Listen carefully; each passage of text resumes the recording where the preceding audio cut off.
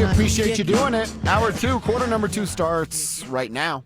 And we're going to start it with a little bit of a Broncos conversation. Talking about this defense and what their position on the team, their role on the team is going to look like versus what the offense can do this year. And Cecil, I mean, I'm not breaking any news here when I would say if this is the case, if the offense is better than the defense this year, which is still a pretty big uphill climb. But if they are, I mean, what are we talking about? Like since 2014? Is that the last time that the Broncos offense was better than the Broncos defense? Yeah.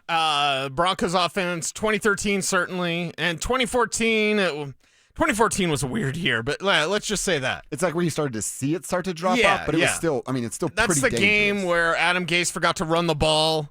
And that's where Peyton Manning got the hell beat out of him by the Rams. Yeah. Kev will remember that. And then after that game, I don't think Peyton was the same. He was still really good. And then 2015, he certainly wasn't the same. But, like, that game against the Rams, I think, changed everything.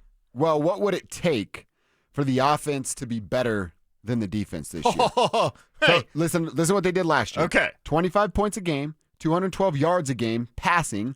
Actually, when I looked at this last night, I'm like, whoa, don't remember it feeling like that. But over 100 yards rushing at 112 per game, 1,908 for the season, 12 touchdowns on the ground, 3,600 passing yards, 30 passing touchdowns to 12 interceptions, and Bo was sacked 24 times. Which of those, I mean, I'm sure all of them need to be inflated for them to be looked at as better as the defense. But how can those numbers get inflated to be better than the defense? Yeah, to be better than the defense, I mean, you'd have to drop like 30 points a game.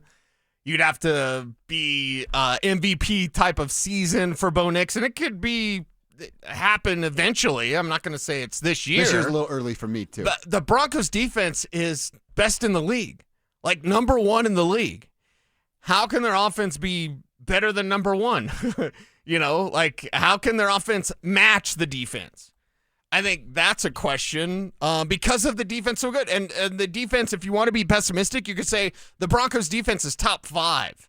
Okay, well, is the Broncos offense top 5? Say they're approaching the top 10 range, but top 5? Like, wow. I mean, how could you tell they wouldn't lose a game? Mm-hmm.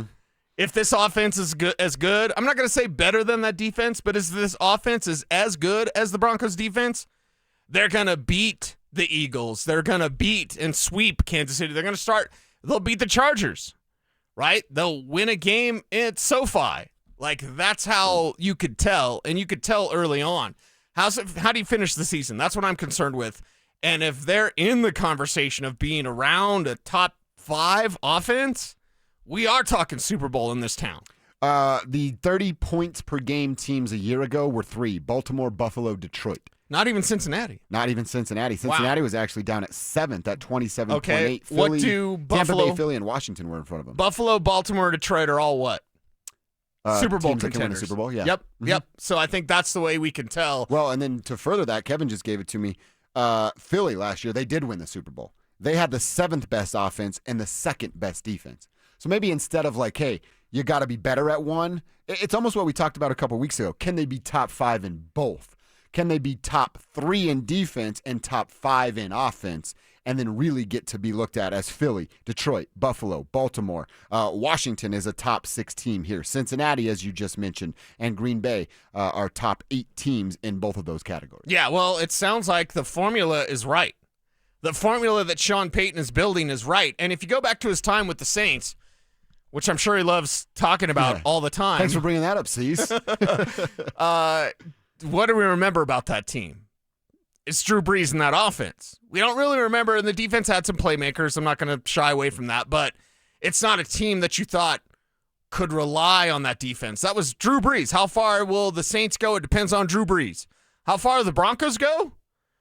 Well, that's Bo Nix, Pat Surtain, Zach Allen, Courtland Sutton. Like, it's a collective, it's a group, it's a team effort, and I'll even be a nerd and throw in special teams. You could have a top 1 defense, a top, let's say, 7 offense like Philadelphia, and you could have the best special teams in the league. Why? Again, I'm not going to get offended, get as offended as you like, but when people try to take issue with me calling the Broncos a Super Bowl contender, y'all just don't realize. Open your eyes. Look and see what's in front of you on the horizon. It's called the Lombardi Trophy, and it's there for the Denver Broncos. By the way, Kevin, nice quick research from Kevin. The last 5 Super Bowl champions, none of them have been below top. Neither have been in double digits. Like, you're not top 10 defense out of the top 10 defensively and offensively. You have, look at the lowest of one of the categories is 16, and it was the 2022 Kansas City Chiefs. Their defense was 16th best in the league, but their offense was the best in the league that year. Right. The Rams, when they won it, their defense was the 15th best in the league, but their offense was 7th best in the league. 2 years ago when the Chiefs won, their offense was actually 15th best in the league, and the defense was the second best in the league. So it is if you're going to be top 5, you might be right on that. They're going to lose 2 games if you got both in the top 5. Right. And I think what we're establishing, and it requires me to do math, which I may not be able to do, it's a power ranking. Mm-hmm. Like 16 and 1, that's 17. Yeah. Well, if you're top, the Eagles were number 2, and their offense was number 7? So 9. So there's 9. Year. So you have a power ranking there. So is the Broncos formula right? Because if it's top 5 defense and top 5 offense, your formula is on the money. You're going to be around 9-10. And I think that's kind of where you should be just based on the numbers that you gave me of the past. Was it 5 Super Bowl champions? 5 Super Bowls. Yeah. Here's what it looks like the last 5 Super Bowls if we collectively put those numbers together. A power ranking. Your power ranking score. 9 for the Eagles, 17 for the Chiefs in 23, 17 for the Chiefs in 22. So they went back-to-back with a 17 ranking. 22 for the Rams. Ugh. 11 for Tom Brady's Buccaneers. And Kevin just gave me the number. You want to do the game for the Broncos last year? They were a 13. So they're not that far away. Okay. I like it. I like the sound of that. That 13 makes me feel real good. Yeah, real good about the future of this team. I'm inching closer and closer to your side. All right. We'll get to Santa Clara. Wait, Dover and Cecil, Super Bowl 60. Oh, see, now I really like the sound of it. Let's will it into existence. Broncos country, what say you? That little power ranking formula, you think the Broncos can be like we said, a single-digit team by the end of this year where their offense and defense both be ranked in the top 5, the top 7 this year? 303-713-104.